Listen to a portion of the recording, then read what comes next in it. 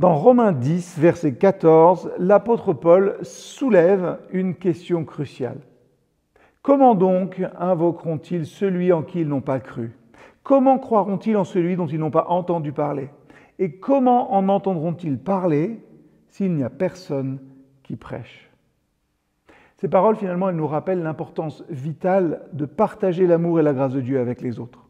Et en tant que disciples de Christ, nous sommes appelés à être des témoins vivants de son amour et de sa miséricorde. Et ça passe aussi, c'est vrai, par notre capacité à communiquer efficacement la bonne nouvelle de l'Évangile.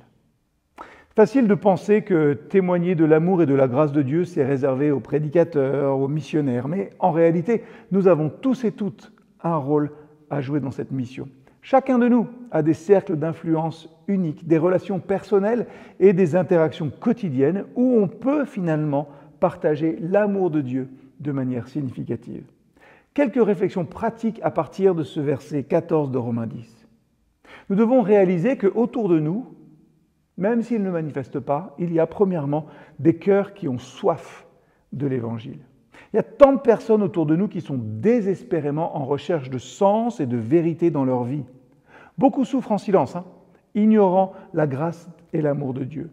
En partageant simplement l'Évangile avec eux, nous offrons une source d'espoir et de réconfort dans un monde troublé.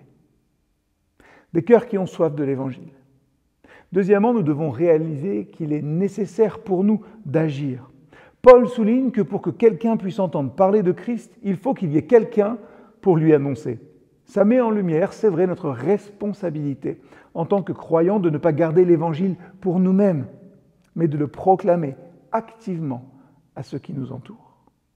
Des cœurs qui ont soif de l'Évangile sont autour de nous, nous avons la nécessité de l'action. Nous devons réaliser aussi, enfin, le pouvoir de notre témoignage personnel. Je crois que c'est l'un des moyens les plus puissants pour partager l'amour de Dieu à travers notre propre histoire de foi. En partageant comment Dieu, simplement, a transformé nos vies, comment il nous a aimés et pardonnés malgré nos faiblesses. Quand on fait ça, eh bien, nous témoignons de sa grâce et de sa puissance qui nous sauve de manière authentique et persuasive.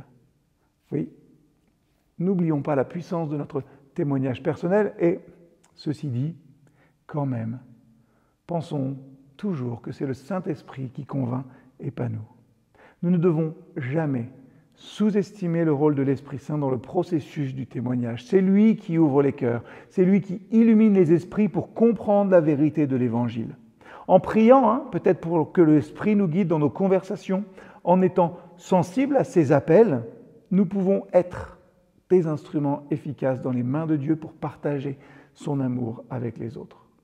Alors, que chacun et chacune d'entre vous soit encouragé à saisir les opportunités qu'il peut ou qu'elles peuvent avoir pour témoigner de l'amour et de la grâce de Dieu, là où Dieu vous a placé, simplement.